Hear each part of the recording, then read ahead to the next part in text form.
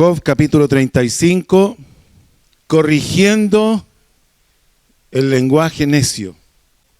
Y este capítulo nos ofrece un claro procedimiento de cómo actuar con este tipo de personas. Primero, Eliú hace una advertencia, una alerta, más que una advertencia, es una alerta. Y luego de eso, Eliú hace una refutación. ¿Qué significa refutar? Refutar es presentar argumentos o rebatir con argumentos o razones lo que otro dice. Refutar significa argumentar con pruebas con que se destruyen las razones del contrario. Luego de eso, él hace una exhortación, le invita a tomar una actitud distinta. Y luego de eso, una amonestación. Lo primero que nosotros entonces vemos es una advertencia o una alerta. Versículo 1 al 3, ¿sí?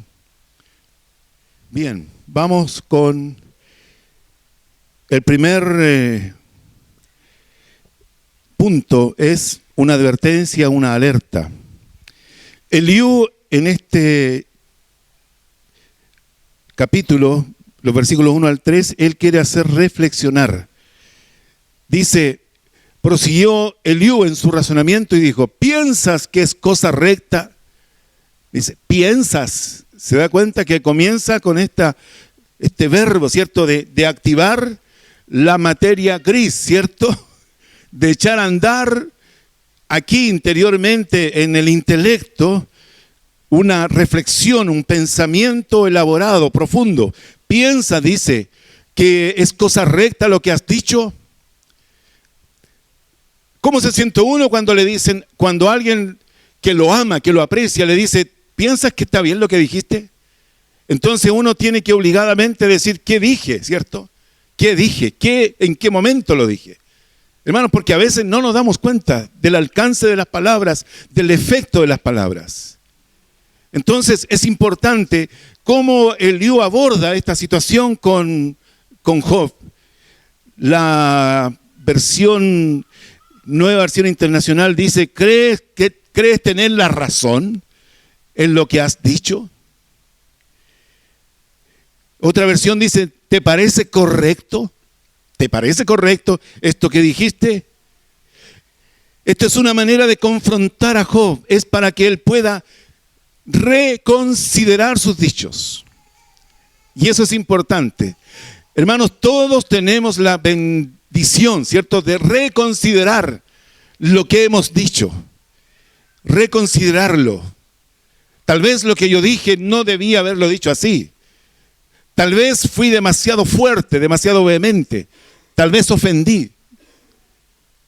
Eso es importante. Mi palabra ya salió, pero yo puedo reconsiderar mi forma de pensar. Y después, con la ayuda del Señor, veré cómo puedo restaurar esa relación. O cómo puedo yo hacerle, o presentarle una disculpa reconociendo mi error. Pero es importante esta alerta que le hace Eliú a Job. Porque también de la abundancia del corazón habla la boca. Entonces hay un problema aquí. Nosotros tenemos una sola, ¿cierto? Una sola boca. Por lo tanto, tiene que salir de nuestra boca lo que viene de nuestro corazón. Y es allí donde debo tener cuidado yo. ¿Qué domina mi lenguaje? ¿Mi estado emocional? ¿O mi estado ya reflexivo? ¿Yo he pensado lo que digo o simplemente mi estado emocional tomó dominio de mí y yo por eso dije, porque lo sentía así, porque así me sentía y así me siento todavía? Es increíble, hermano, la gente trata de justificar lo que dice por el estado emocional en que se encuentra. Eso tiene cierta razón, pero no toda la razón. Porque aquí Eliú está haciéndole ver de que no está correcto la forma, el lenguaje que él ha estado usando este último tiempo. Y eso es importante. El argumento era de que él es más justo que Dios. No lo dijo literalmente así, pero de alguna manera sus conclusiones, sus argumentos hacían sentir a Eliú y a los que estaban allí de que él era más justo que Dios. Dice, ¿piensas que es cosa recta lo que has dicho? ¿Más justo soy yo que Dios?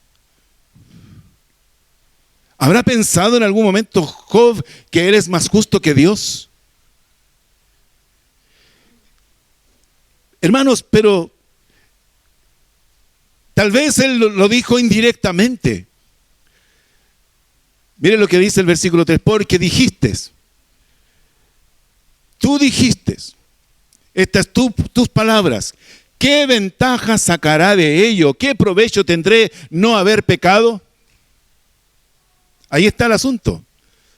Porque en el fondo lo que él está diciendo, según su justicia personal, él no ha recibido un trato justo de Dios. Esa afirmación hace concluir que Job es más justo que Dios porque su lógica era que portándose bien le iba mal.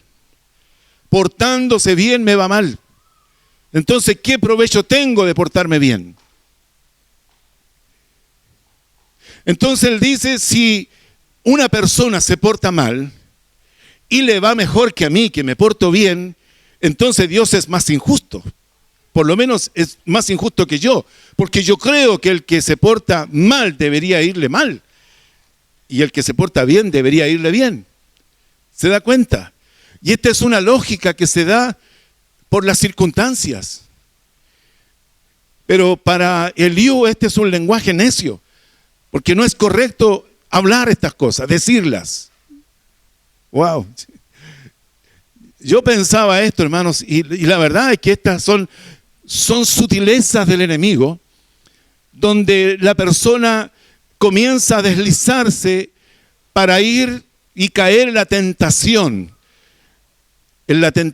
de dudar de la fidelidad de Dios, dudar de la misericordia de Dios, dudar de la gracia de Dios. Job siente esto. Porque dijiste, ¿qué ventaja? ¿Qué provecho tendré de no haber pecado?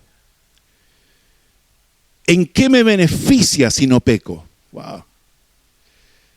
Hay algunos que sacan estas cuentas, calculan, reflexionan.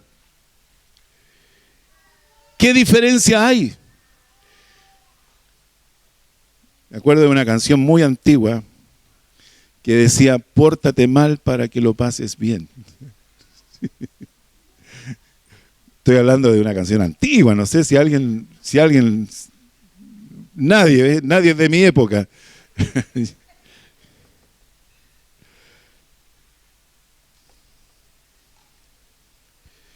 ¿Qué ventaja, qué provecho, en qué me beneficia, de qué me sirve? ¿De qué me sirve vivir una vida recta? Yo he escuchado, hermanos, personas que en un momento de la prueba no solamente se desmoronan ellos en lo material, sino que también es un desmoronamiento de su vida interior, de su persona, de sus valores.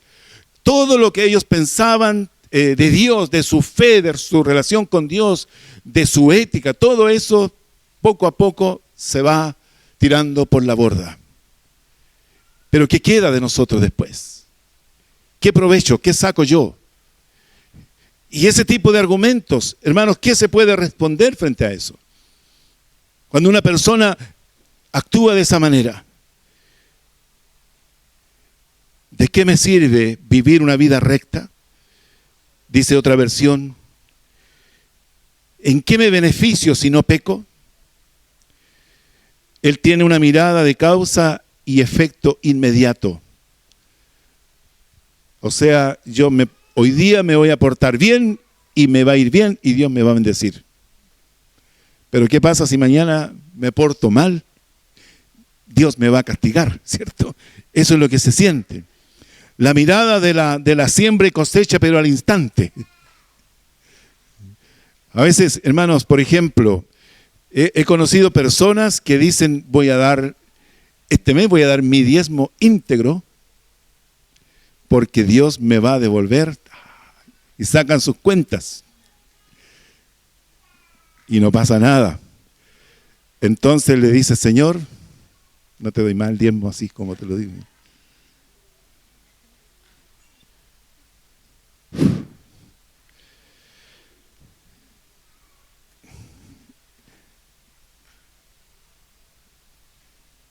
Y a veces caen en iglesias donde los invitan a hacer pactos. Pactos. Haga un pacto. Y donde el único beneficiado fue el que invitó a hacer el pacto.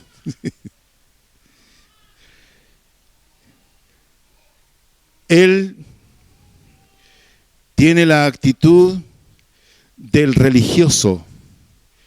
La actitud religiosa le dice a la gente, mira, si tú te portas bien, Dios te va a cuidar, Dios te va a bendecir. Pero si te portas mal, cuidado. El ojo de Dios está sobre tu vida. Cuidado porque Dios mira donde tú ni siquiera te imaginas. Ahí está Dios mirándote. Ay, ay, ay. Entonces la persona, en vez de amar a Dios y servir a Dios con libertad, anda con miedo de Dios. Ni siquiera temor de Dios, miedo de Dios.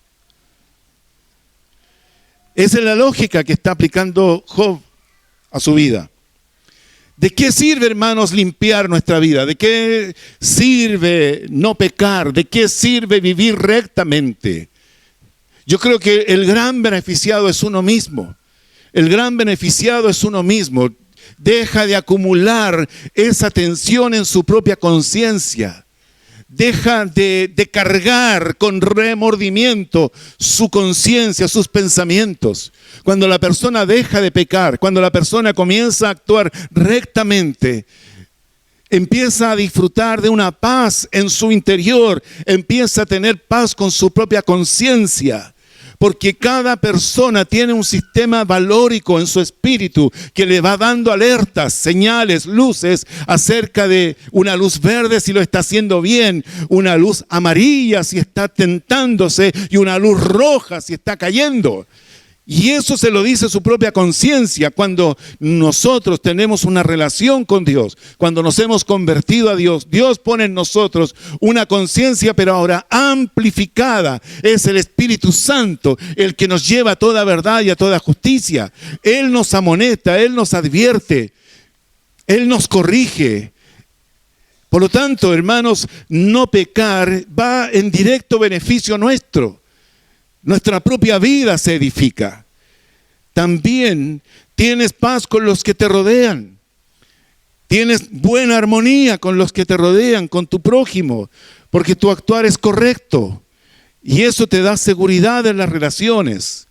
Job se había preguntado qué valor tenía servir a Dios, ya que él estaba sufriendo como si fuese un impío.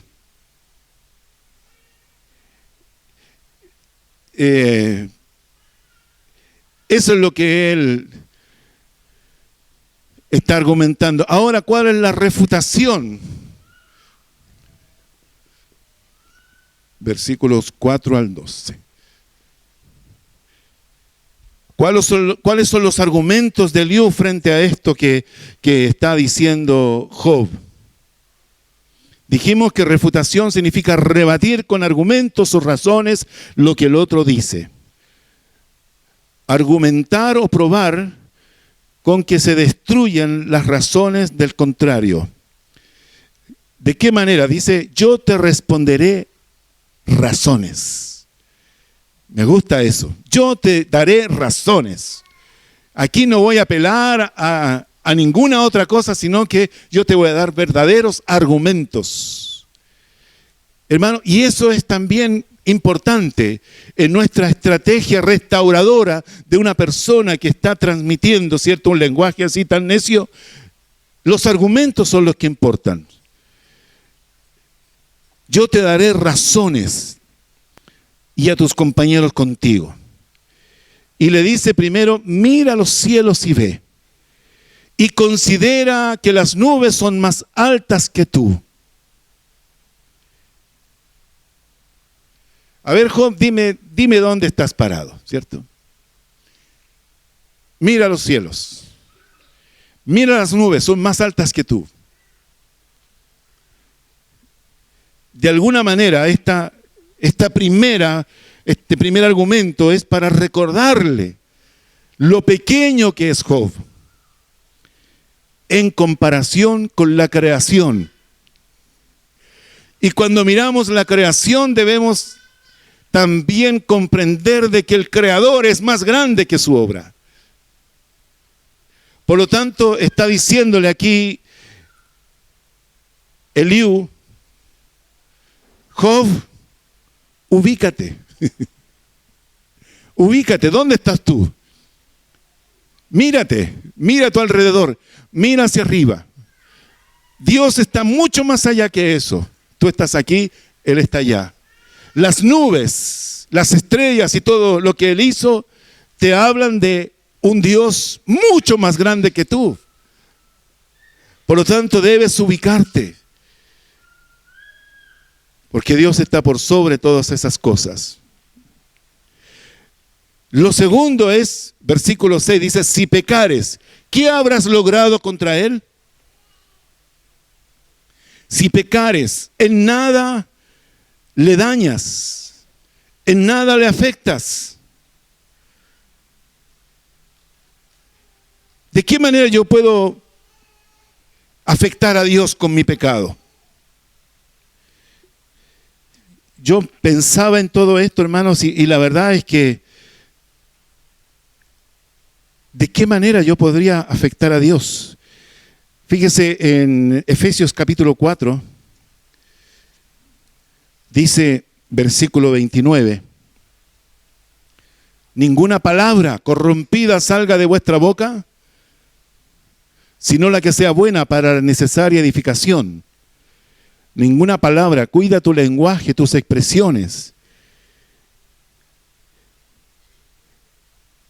Porque esto trae un efecto sobre Dios. Dice, no contristes al Espíritu Santo, con el cual fuiste sellado para el día de la redención. Lo único que hago, hermanos, es entristecer el corazón de Dios con mi pecado. Lo único que puedo lograr es entristecer el corazón de Dios. Su corazón se entristece cuando nosotros pecamos. El versículo 29, ninguna palabra. Es decir, tener consideración en la forma en que nosotros nos expresamos, lo que decimos. Tal vez lo único que logres es alejar más a Dios de ti. Porque con nuestro lenguaje nos vamos alejando de Dios.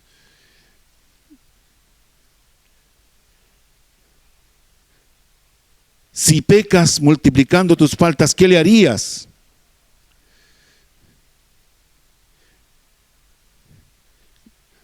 ¿Como una forma de protestar? ¿Como una forma de reclamar? ¿Pecar como una forma de vengarnos? ¿O como un berrinche? Yo dije, ¿existirá la palabra berrinche? Entonces me fui a un libro gordito que se llama Diccionario y ahí busqué la palabra berrinche y dice que berrinche es la conducta descontrolada de un niño pequeño. Eso se llama berrinche. Y las madres saben que a los niños a veces les dan berrinches. También le llamamos pataleta, ¿cierto? Hay hermanos que también sufren ese tipo de ataques. ¿Ha visto usted? No, es que el hermano, pero no le dicen realmente ni berrinche ni pataleta, porque el hermano se puede ofender más todavía. Sino que usando el lenguaje de nuestro hermano Chavo, le dice, le dio la chiripiolca. Claro, el hermano bajó la guardia, anda enojado, se alejó, se enojó, le dio la chiripiolca. Ya se le va a pasar. Y a veces lo conocen, sí. No, si se ha ido como 3 veces.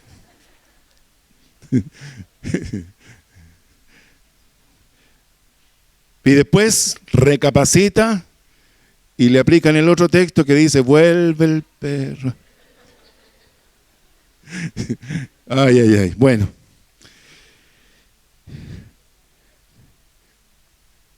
Si tú pecas, dañas a Dios, dañas el trono de Dios, dañas la obra de Dios, claro que dañas la obra de Dios. Pero a Dios no le afecta para nada. Dios sigue reinando, Dios sigue en su trono. El único perjudicado es el que peca. Eso le dice en el versículo 6. Si tus rebeliones se multiplicaren, si ya lo tomas como un nuevo estilo de vida, ¿qué le harías tú? ¿Qué le harás tú? Por otro lado, si fueres justo, versículo 7, refutando sus argumentos, si eres bueno, ¿qué le darás tú? ¿Lo harás a él más grande? ¿Lo harás más importante? ¿Le darás más años a su eternidad? ¿Será Dios más grande? ¿Crecerá más? ¿Será más temible? Dios no recibe, dice, nada de tu mano. Versículo 8. Dice, al hombre como tú dañará tu impiedad, y al Hijo del Hombre aprovechará tu justicia. Fíjese lo que le está diciendo aquí. Al hombre que es como tú, a tu par, dañará tu impiedad. O sea, las consecuencias de tus pecados las sufrirá él. Las consecuencias de tu estilo de vida van a afectarle a él. Dice, y el Hijo del Hombre aprovechará tu justicia. Si tú eres bueno, tu justicia será beneficiosa para todos los que te rodean. Pero Dios no recibe nada de ti. Es tu estilo de vida, hermanos. Ese estilo de vida solo te beneficia o te perjudica a ti. Por eso que es importante reconocer esto. Nuestro estilo de vida, nuestra vida santa o pecaminosa nos beneficia o nos perjudica a nosotros y a quienes nos rodean. Tus pecados te afectan a ti y a los que te rodean. Tus buenas acciones te dan satisfacciones a ti y a los que están cerca de ti. Tú puedes afectar positivamente o puedes afectar negativamente con tus acciones. Y hay algo más en esto, con tu carácter. Porque en el fondo, hermano, tu estilo de vida es parte de tu carácter. Dios no gana ni pierde con lo que tú hagas. Eres tú el que suma o resta a tu propia vida. Eres tú el que te hace crecer o te hace decrecer.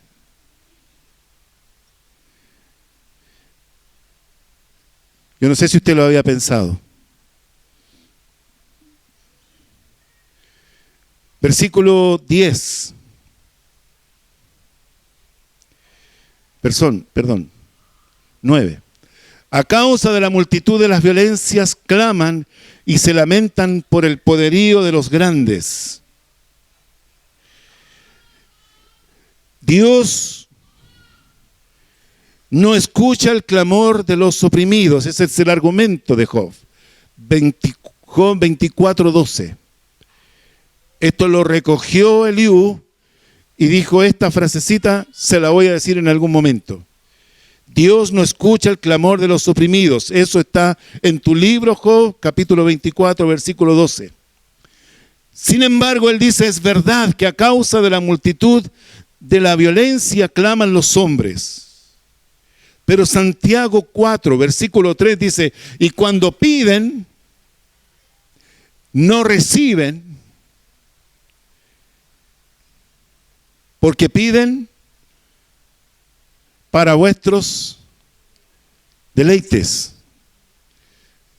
Codiciáis y no tenéis, pedís y no recibís porque pides mal para gastar en vuestros deleites.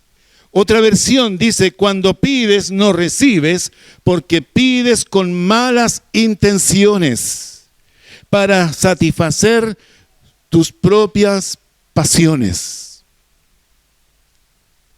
Aquí hay algo asociado, hermanos, en que la respuesta de Dios está muy de la mano con la oración correcta. Versículo 10 dice, ninguno dice, ¿dónde está mi hacedor? Y se lamentan, que da cánticos en la noche. Es decir, hay un clamor, hay un lamento, pero no hay una oración. Dice, a causa de la multitud de las violencias claman, se lamentan por el poderío de los grandes. Y ninguno dice, ¿dónde está mi hacedor que da cánticos en la noche?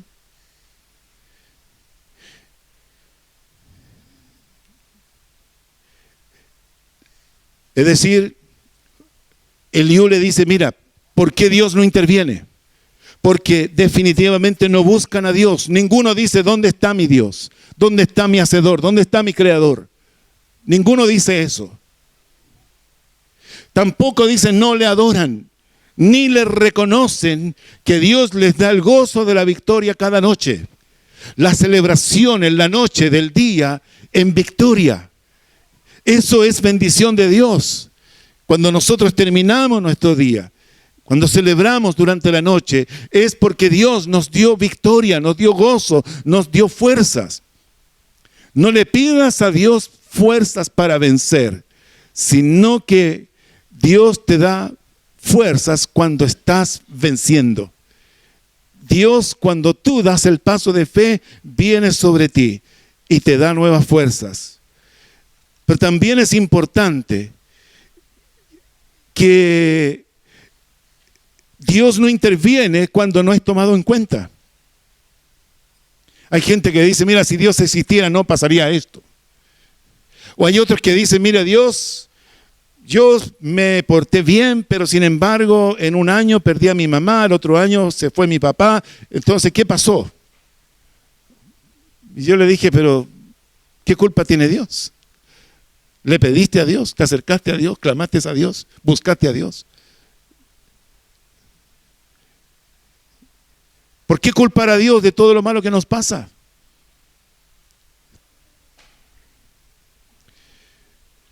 Versículo 11 dice que nos enseña más que a las bestias de la tierra y nos hace más sabios que las aves del cielo. Aquí hay algo muy interesante, hermanos. Salmo 104, 21. ¿Qué es el problema? El problema es que la soberbia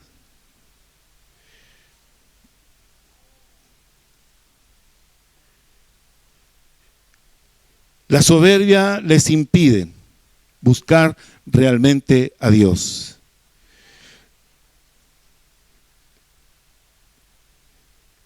El argumento de Eliú dice, los leoncillos rugen tras la presa y para buscar de Dios su comida. Job 38, 41. Yo pensé, hermanos, en que Dios le dio a sus criaturas instintos para preservar su vida. Dice, ¿quién prepara al cuervo su alimento cuando sus polluelos claman a Dios y andan errantes por falta de comida? El graznido de ese cuervo puede ser un clamor a Dios. Puede ser, de acuerdo a ese texto. O el mugir, el aullar de un cachorro de león puede ser también un clamor al Creador en su instinto. Pero dice, el argumento de Eliú es el siguiente: nosotros los seres humanos que tenemos razonamiento, que podemos pensar, que podemos buscar, tomar una decisión y buscar a Dios, que podemos elaborar en nuestro corazón las oraciones más hermosas para presentárselas a Él, que podemos tomar el camino de la humildad, que podemos nosotros postrarnos en cualquier lugar para vaciar nuestro corazón y clamar a Dios. No lo hacemos. No lo hacemos. Eso es lo que está diciendo. Las criaturas en su instinto, esos graznidos, esos chillidos o esos mugidos o esos bramidos, de alguna manera expresan, ¿cierto?, en su instinto el clamor al Creador por el alimento vital. Pero sin embargo el ser humano que tiene intelecto, que tiene una posición mucho más elevada, dice que nos enseña más que a las aves de la tierra, nos hace más sabios que las aves del cielo. Sin embargo, no nos humillamos. Dice, allí clamarán y Él no irá por la soberbia de los malos. Es decir, la soberbia, la arrogancia. No hay, fíjese y anote esta frase por allí en un lugar destacado. No hay oración verdadera sin humildad. No hay oración verdadera sin humildad. Qué importante. Es decir, Dios escucha la oración cuando nosotros humildemente nos dirigimos a Él. Los soberbios los resistes. Los altivos los mira de lejos. Por lo tanto, hermanos, si hay situaciones donde vemos que Dios podría haber intervenido, ¿por qué no lo hizo? Porque nadie oró humildemente. Nadie clamó a Él de todo corazón. Es mejor a veces criticar a Dios que orar. Es mejor criticar a Dios que humillarse. Si las criaturas no pueden buscar a Dios ni orar a Él, aunque sí clamen conforme a su instinto, sin embargo el hombre con plenas facultades intelectuales, dotado de razón, pudiendo buscar a su Hacedor, no lo busca, no le pide, no ora. Tercero, una exhortación. ¿Parece, hermanos? ¿Hasta aquí vamos bien? ¿Se entiende? Hubieron como 4 amenes, ¿vieron? Bien. Versículo 13 dice, ciertamente Dios no oirá la vanidad, ni la mirará el omnipotente. Dios no reacciona frente a las actitudes incorrectas. Las acciones de Dios están condicionadas por las correctas maneras de dirigirnos a Él. Dios solo responde cuando humildemente le pedimos. Dios no ora ni oirá la vanidad del hombre. ¿Cuáles son nuestros beneficios de orar? Primero, conocemos más a Dios. Mientras yo más hablo con una persona, más la conozco. Segundo, Dios más me cambia. Mientras más estoy en la presencia de Él, Dios más me cambia. Y tercero, mientras más oro, Dios más influye en las circunstancias que yo estoy viviendo. Hermanos, la oración trae descanso para el alma. Así como decíamos que las emociones tóxicas nos contaminan y nos destruyen, nos enferman, de esa misma manera nosotros debemos orar a Dios en nuestros estados emocionales. Cada crisis de nuestra vida debe ser la motivación más grande para estar delante de Él. Dios es poderoso, hermanos, para sacar la frustración, por ejemplo, la impotencia, la tristeza, el dolor. Dios es poderoso para poner sanidad en el corazón adolorido, para poner sanidad en la herida abierta del dolor. Dios es poderoso para sacarnos adelante en nuestros lutos, duelos, pérdidas. Dios es poderoso, hermanos, para poner paz en nosotros cuando nosotros somos un torbellino de pensamientos. Y parece ser que mientras menos oramos, esto más fuerte se hace en nosotros. Dios quiere siempre quiere tenernos delante de Él. Él es un Padre amoroso que desea nuestra presencia cada día.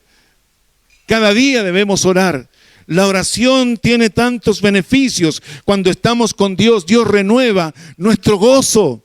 Dios renueva nuestra paz. Dios nos limpia, hermanos amados. Dios nos sana. Dios nos da nuevas energías. ¿Cuántos de nosotros después de un tiempo de oración no hemos tenido claridad para pensar? No hemos tenido claridad para tomar decisiones.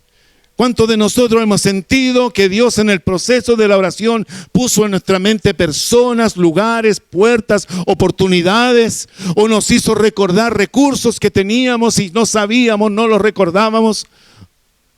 O nos hizo pensar en algo que un tiempo atrás nos funcionó y Dios nos hizo nuevamente recordar eso, porque también es posible que eso vuelva a funcionarnos, etcétera.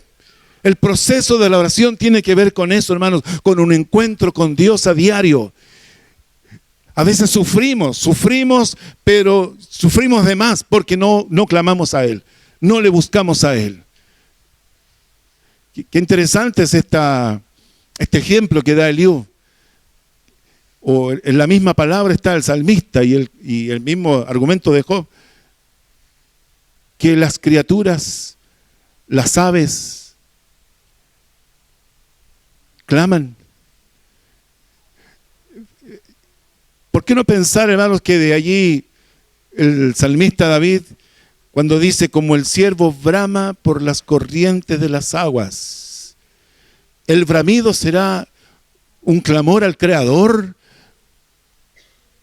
para que aparezca el torrente, ¿cierto? El manantial. Así también nosotros deberíamos sentirnos tan necesitados de clamar a Dios. Cuando clamamos a Dios, hermanos, se produce un descanso de aquí adentro. Cuando tú clamas a Dios sinceramente, literalmente estás entregándole a Él tu carga, tu problema, tu necesidad. Y cuando eso ocurre al final en tu oración de cierre, le dices, Señor, dejo esto en tus manos. Yo no quiero preocuparme más, no quiero pelear más, no quiero sufrir más por esto, lo dejo en tus manos. Y allí literalmente deberíamos descansar, deberíamos creer que Dios es poderoso para tomar todo eso. La exhortación, versículos 14, dice, cuánto menos cuando dices que no haces caso de Él. Cuánto menos cuando dices que no haces caso de Él. Dice, la causa está delante de Él, por tanto aguárdale. Dios no deja de oírte. Tu caso no está olvidado. Está delante de Él. Tu causa está allí. Hermano, eso debería darnos tranquilidad. Solo debes saber esperar. Dios responderá siempre. Dios responderá a su tiempo. Dios responderá en su sabiduría. Dios responderá en el momento que sea mejor para ti y que sea mejor para su propósito. No cuando tú quieras, no como tú quieras, porque a veces decimos Señor y le construimos al Señor todo un plan, ¿cierto? Un plan de castigo, de venganza, de tortura, no sé. Pero no es como tú quieras. Mire, yo no sé si una buena noticia o una mala noticia, pero a Dios usted no lo puede manipular. Dios no es manipulable. Si usted piensa que puede presionar a Dios, Dios no es presionable ni impresionable. Pero sí puedo decirle que Él es fiel. Clama a mí y yo te responderé. El que pide recibe, el que busca halla y el que llama se le abre. Esa es nuestra seguridad. Porque mientras más intervenimos, más malogramos la cosa. Mientras más intervenimos, más nos desgastamos. Dios espera que tú hagas por ti lo que tú puedes hacer por ti. Pero tú no puedes hacer por ti lo que Dios puede hacer por ti. Tienes que saber entender, hermanos. Tú pusiste todo de ti y no lo lograste. Ahora, dale la oportunidad a Dios. Porque Dios sí puede hacerlo. Me gusta esto. Versículo 15. Mas ahora, porque en su ira no castiga, ni inquiere rigor. Tú dices que Dios no se enoja, que Dios no castiga, que Dios no se da cuenta de la maldad. Hoy.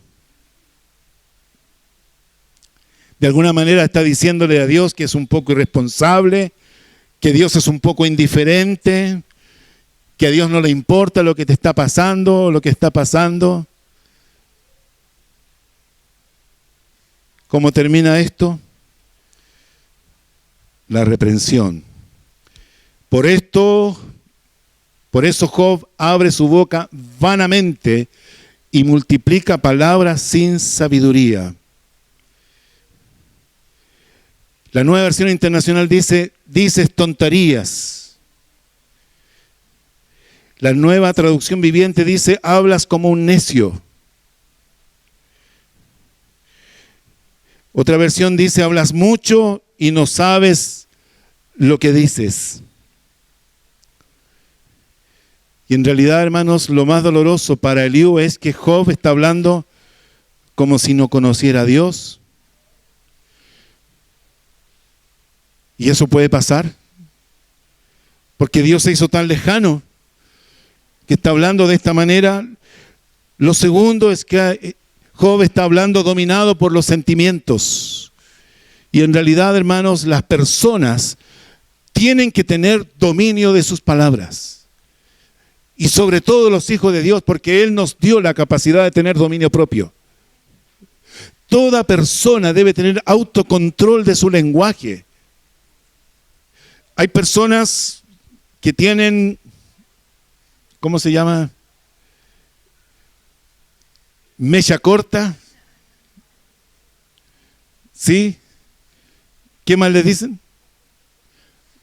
Pasto seco.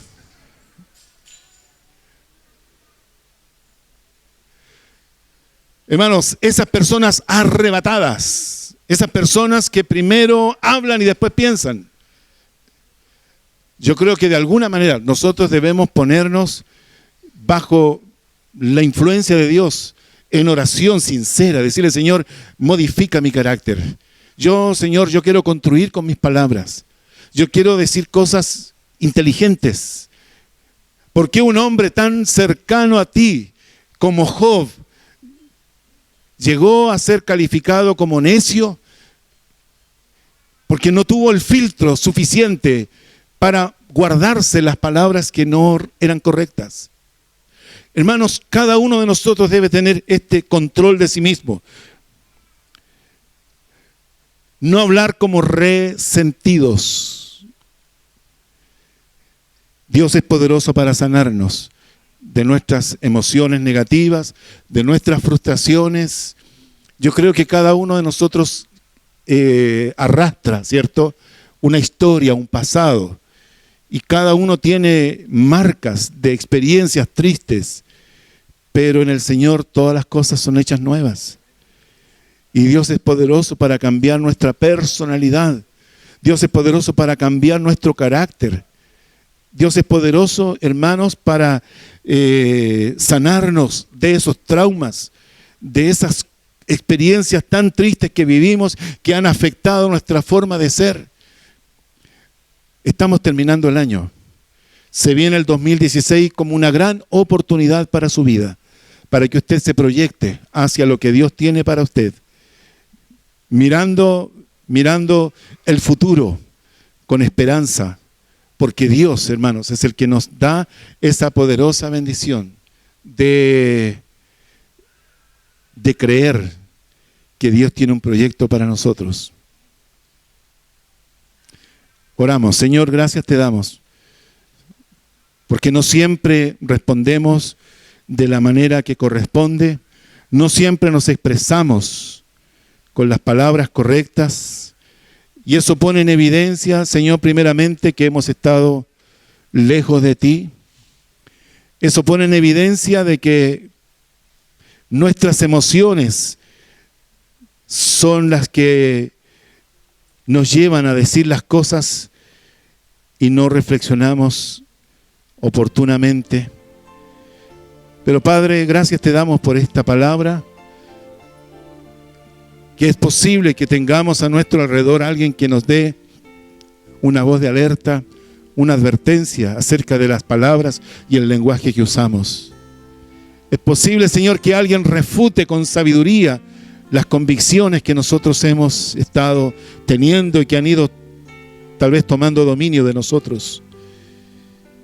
Es posible, Señor, que nuestros sentimientos se vayan transformando en resentimientos, pero tú, Señor, y tu palabra nos pueden exhortar a dejar esas cosas, a cambiar las conductas, a cambiar la forma de ver la vida, a ubicarnos, Señor, que nosotros estamos aquí en la tierra y tú en el cielo, en tu trono, que nosotros somos una criatura y que tú eres el creador.